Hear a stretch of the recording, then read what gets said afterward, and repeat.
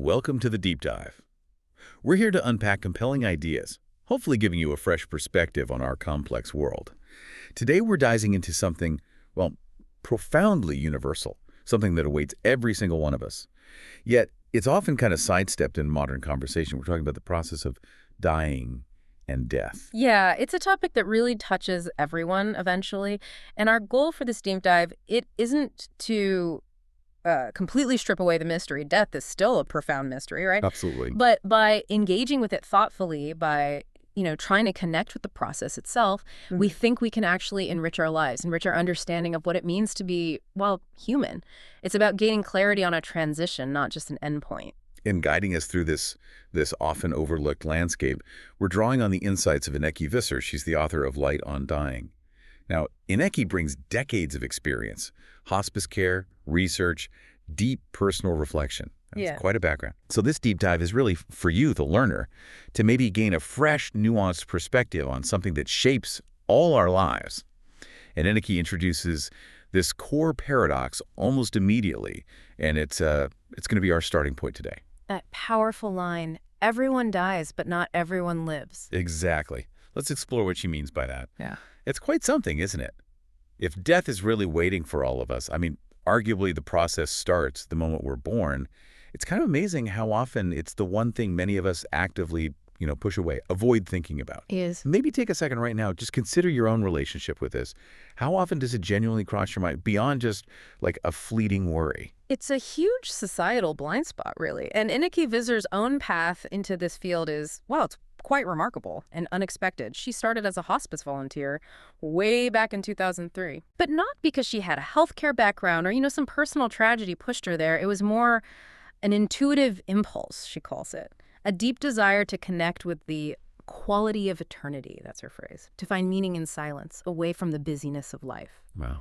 And what's really striking is she said she immediately felt at home there, in the hospice, like an instant knowing this was her place. That's a strong feeling to follow. But, okay, if dying is this natural process, why do you think we, as a society, often frame it as something nasty or awful? Yeah. Ineke definitely sees a trend there, doesn't she? This push for more and more control over the end of life. Absolutely. That's a key observation. She makes this pervasive trend of medicalization.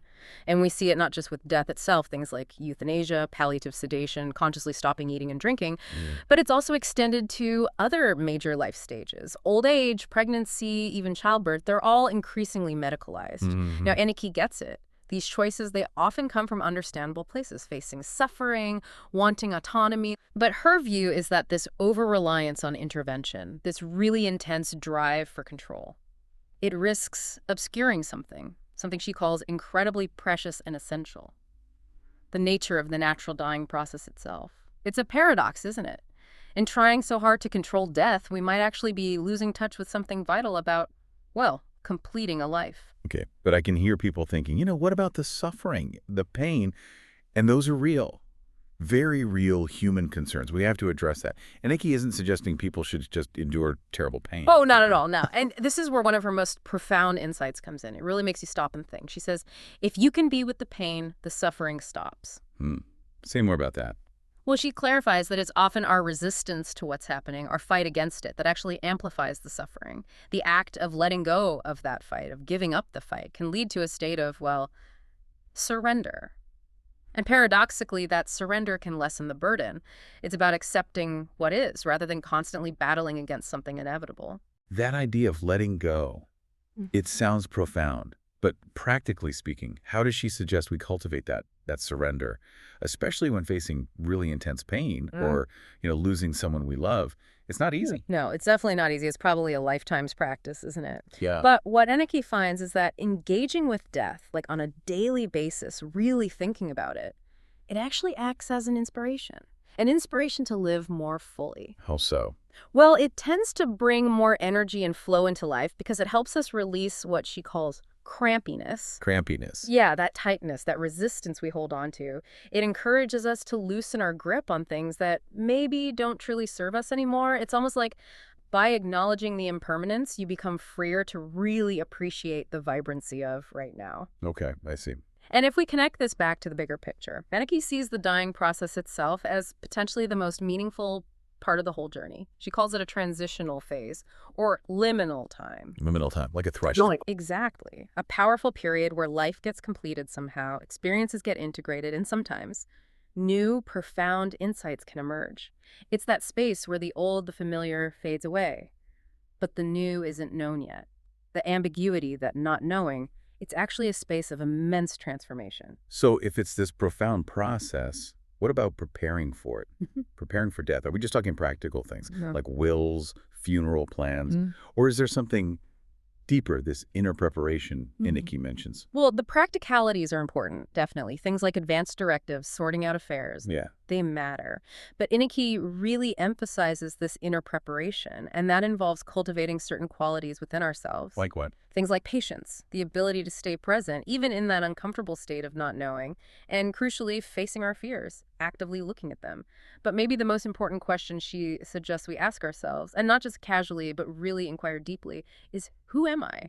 Wow, that's the big one. Who am I? Yeah, take a moment and think about that for yourself. What do you identify with? Your body, your job, your feelings, thoughts, past traumas, your beliefs.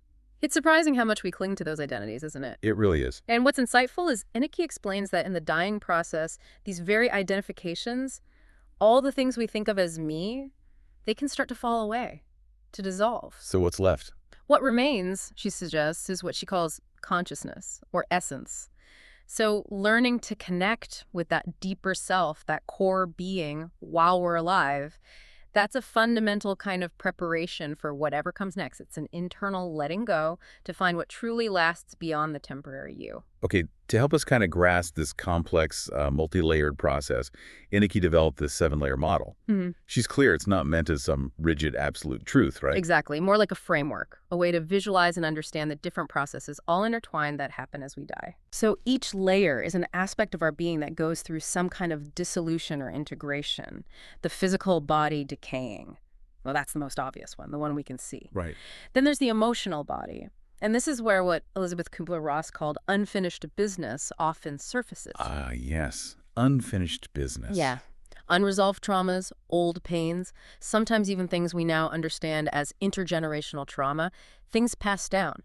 These often demand attention somehow before we can fully let go. It's like, pushing a beach ball underwater. When your strength fades, it can pop up with real force, looking for resolution. Makes sense. Then you have the mental body, how our beliefs, our concepts about life and death profoundly shape the experience. The relational body, too, are in deep connections with others, and the process of letting go of those bonds. Then the spiritual body, which is about our search for meaning, purpose, those big existential questions. And the divine body, which speaks to our connection to, well, ultimate reality, something larger than ourselves. And finally, the essence. That's what's left when all else fades. While we'll focus maybe a bit more on the emotional and mental today, it's good to remember all these layers are part of this. Profound unraveling. So focusing on that emotional body, that unfinished business. What does that actually look like in practice? You mentioned Ineke shares some powerful stories. She really does. And they illustrate this healing potential. Imagine someone dying, maybe just half an hour before they actually pass. And they have this profound, unexpected reunion with a daughter they haven't seen in, say, 20 years. Wow. The healing, the sense of completion that can happen in that moment, it can be immense, not just for the person dying, but for everyone involved. So Ineke's point is that sometimes very early interventions, like certain forms of euthanasia perhaps, might inadvertently bypass this crucial purifying and healing work that the soul seems naturally inclined towards. That's a really challenging thought. It's not saying those choices are wrong, but that there might be a dimension we're overlooking, a potential for completion that gets missed. Exactly. Okay. And then moving to the mental body, how do our beliefs, our ideas, specifically shape how we die? Oh, profoundly.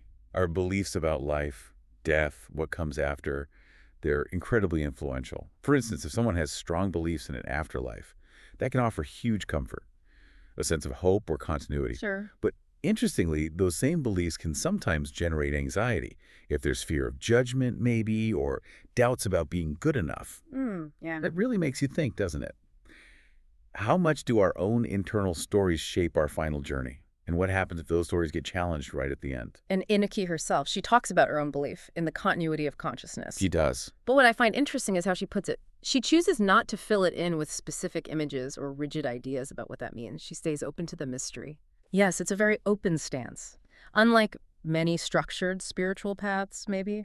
And what's really compelling is her idea that as all these layers, physical, emotional, mental, relational, spiritual, even the divine connection, as they fade or unravel, that essence, that core consciousness remains. The part that doesn't die. Exactly, which leads to that powerful realization, then you never die. Yeah. Our specific identity, the you or the me with our story, that might fade. That individual narrative completes. But the core essence, that fundamental awareness, she suggests that continues. It's a beautiful concept of continuity beyond our usual sense of self. That profound idea, then you never die, makes you wonder about the experience of that transition. Yeah. Ineke describes some really, wonderful and beautiful aspects of dying sometimes. Not trying to romanticize decay, obviously, but acknowledging experiences happening on those subtle layers, things we often dismiss. Oh, absolutely. She shares quite specific examples, people seeing visions of incredible light, or hearing music, just exquisite music, or encountering loved ones who've already passed on. And she really emphasizes these aren't usually just confusion or, wishful thinking. They feel utterly real and are often profoundly transformative experiences. She tells one story about this very down-to-earth, rational businessman. His mother was dying, but perfectly lucid, and she clearly saw her deceased husband, Hank, standing right there at her bedside, talking to him. Wow. How did the son react? For him, being quite the skeptic, it was undeniable. The clarity, the reality of her experience, it completely shifted his perspective. And another story she shared involved a woman, a lifelong atheist, who near the end suddenly spoke of being just, enveloped in this overwhelming love and light, seeing colors she'd never known, feeling this immense peace that totally contradicted everything she'd believed before. It's incredible. These experiences sound so powerful for the person dying and clearly impact those around them too. Definitely. It's interesting, though, how, especially in the West, we tend to maybe label these things as confusion or just the brain shutting down, whereas other cultures often seem much more open, accepting them as just part of the journey. That's very true. There's often more space for the non-material aspects. And it strikes me, these kinds of experiences, they aren't only for the dying, are they? No, that's a great point. It feels like similar things can happen anytime we kind of lose control in life, maybe Yeah. in deep meditation or out in nature, feeling that connection. Or even in moments of crisis sometimes. Absolutely. When our usual ego boundaries soften, when we Right. step outside our ordinary day-to-day consciousness, that's when these other realities can sometimes peek through. So, okay, that makes sense. Yeah. But what about sudden deaths? Accidents, unexpected events. Dying isn't always this gradual, layered process. Right. It's not always linear. And Ineke addresses this too. She explains that even with sudden deaths, sometimes an inner preparation seems to happen beforehand. It might not be conscious, like someone knowing they're going to die, but maybe more of an internal alignment, as if the soul, on some level, gets ready for the transition. Or other times, she suggests the soul might be confused after a sudden exit, not immediately realizing it has left the body. This relates to ideas in some traditions about earthbound spirits. I see. She shared a really moving story about a young man who died suddenly in an accident. Afterwards, quite a few of his friends from different parts of the village independently reported that he'd sort of come by. Come by, like a feeling or a vision. Yeah, or a dream, or just a strong sense of his presence, maybe a final meaningful interaction just before it happened. As if, on some level, he knew it or was saying goodbye. And hearing these accounts brought immense comfort to his grieving mother. It suggested something deeper was unfolding, even in such an unexpected, tragic loss. That's incredibly poignant. It brings solace, doesn't it? Okay, let's shift focus a bit now to our listeners. Many of us will find ourselves at some point as the next of kin, or just a bystander supporting someone who is dying. And that's a process for us too, isn't it? A process of letting go, of facing that question. Who are you without this person you love? Oh, absolutely. It's a parallel journey in many ways. And Ineke offers some really compassionate, practical wisdom for those supporting the dying. First, she talks about subtle sensitivity, observing that as someone gets closer to death, their need for physical closeness might actually lessen. They withdraw inwards. So holding their hand might not always be the best thing. It might not be. Sometimes giving them space, even just moving your chair back a little, can be more helpful, more honoring of their internal process than, say, clinging to their bedside. It requires real sensitivity to notice that shift. Okay. What else? Second, self-care for the caregivers, the next of kin, is absolutely vital. It is an incredibly difficult, draining time. You need support, too. Ineke even shared quite personally about her own father's death. She admitted regretting that, despite all her knowledge and experience, she didn't recognize his delirium sooner. Delirium. How's that different from those peaceful visions? Yeah, delirium is more like a state of restless, agitated confusion. It's often distressing, not peaceful. And recognizing that distinction is important for providing the right kind of support. Her honesty about her own experience just shows how challenging it is for everyone, no matter how prepared you think you are. This is very human and relatable. And third, she stresses the importance of good pain management. Ugh. This is really key. But it's distinct from interventions designed to stop the natural process altogether. Right. It's about comfort. Exactly. Sometimes appropriate pain medication can actually create the physical and mental space needed for other kinds of healing, emotional, spiritual, to happen. It eases the physical struggle so the deeper work can unfold. Okay, that's all incredibly helpful advice for supporting someone. But let's flip the coin. What should we absolutely try not to do? What are the common pitfalls, maybe driven by our own fear or discomfort, that we should avoid? Yeah, Ineke is quite clear on this too. Her strong advice includes, first, try not to intervene unnecessarily in a way that might short-circuit that natural healing and completion process we talked about. Respect the pace of things, if possible. Okay. Don't rush it based on our own impatience. Exactly. And second, and this is really crucial, try not to act out of your own discomfort or fear. It's so easy to project our feelings onto the dying person. We need to constantly check in, is this about them or is this about me? That requires a lot of self-awareness. It really does. And finally, perhaps the hardest one for family. Do not impose your views, your beliefs, your wishes onto the dying person, even if you love them dearly. She gives the example of her own mother, who made an advance directive requesting euthanasia. Even though Ineke has this deep understanding of the natural dying process, she respects her mother's choice. That must be incredibly difficult. It is. I remember facing a similar situation myself once, wanting so badly to intervene, to persuade someone to reconsider their end-of-life wishes because I felt they were missing something. But I had to realize that my feeling, my resistance, that was mine. It was my fear of loss, my attachment. It wasn't about their truth. Wow, that's a profound lesson. It really is. Ineke says the greatest gift we can offer someone at the end is to help them find and stay true to their own truth, to allow them to complete their life story in the way that feels right for them. Helping them find their truth. That's powerful. Yeah. Okay, so what about after death, once someone has passed? Are there things to consider then, beyond, the funeral arrangements and practicalities? It's interesting culturally. Many traditions, especially some esoteric ones, observe a period often around 3 days after death. The idea is to allow time for the final unraveling of those subtle energetic layers we mentioned, for the consciousness to fully detach. 3 days. That time frame actually pops up in Western legal context, too, for practical reasons, doesn't it? It does, Yeah. interestingly. Though, of course, some cultures, like Islamic tradition, practice immediate burial, which is a different understanding. But Ineke shared another really moving story that touches on this intuitive sense. A wife whose husband died quite suddenly at home.